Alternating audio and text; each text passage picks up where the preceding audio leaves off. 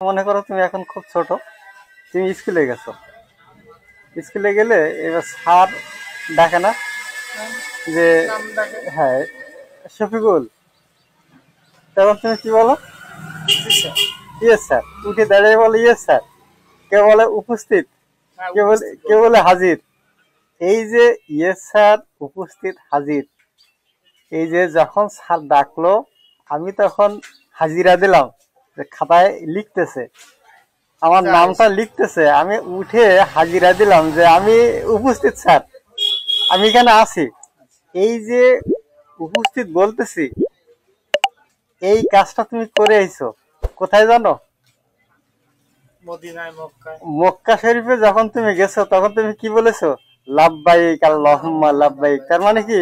আল্লাহ আমি উপস্থিত, আমি হাজির। তার মানে ওই যে হাজিরা দিচ্ছ, গিয়ে বলতেছো যে আল্লাহ আমি হাজির। এই যে মনের ব্যাপার, এই যে কত, মানে আমি ভাষায় বোঝাতে পারতেছি না তোমার, যে এই যে আল্লাহর কাছে গিয়ে তুমি বলতেছো আল্লাহ আমি উপস্থিত, আমি এসে গেছি। তুমি যে আমার ডেকেছো, আমি তোমার ডাকে সাড়া দিয়েছি, আমি এসে গেছি। আমি এসে আর ভালো করে বোঝাতে পারতেছি না তোমার।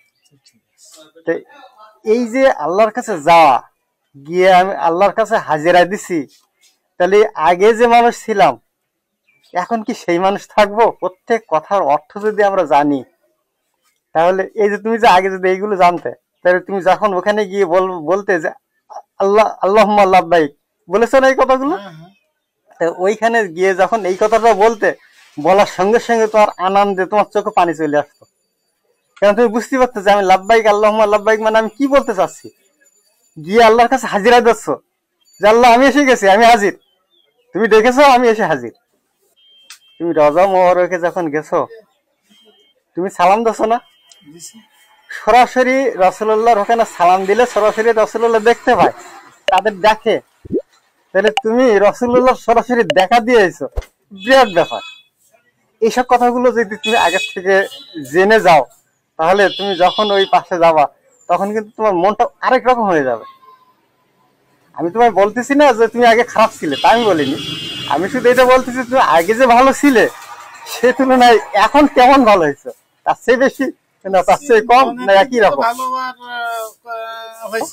যে আমরা যখন নামাজ পড়ি তখন আমরা মনে করি কি সামনে কাবা শরীফ, তাই না?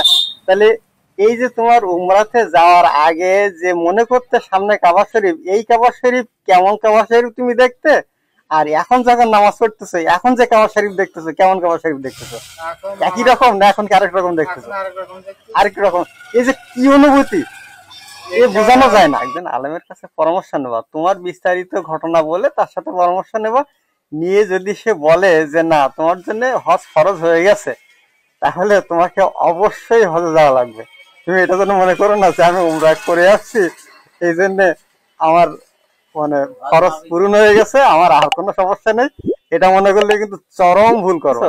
সিসি ক্যামেরা আছে বলে সে ইচ্ছা থাকলেও অন্যায় করতে পারবে না। ঠিক এরকমই আল্লাহর সিসি ক্যামেরা কিন্তু সব সময় রেডি।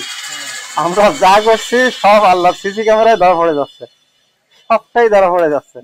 তাহলে আমাকে ঠিক সেইভাবে চলতে হবে। আমার সাথে অনেক সময় কথা বলছো, প্রতিদিন কথা বলতে পারবে, এমনি কথা বলতে পারবে, ভালো মন্দ কথা বলতে পারবে অফিসের ভেতরে, সিসি ক্যামেরার বাইরে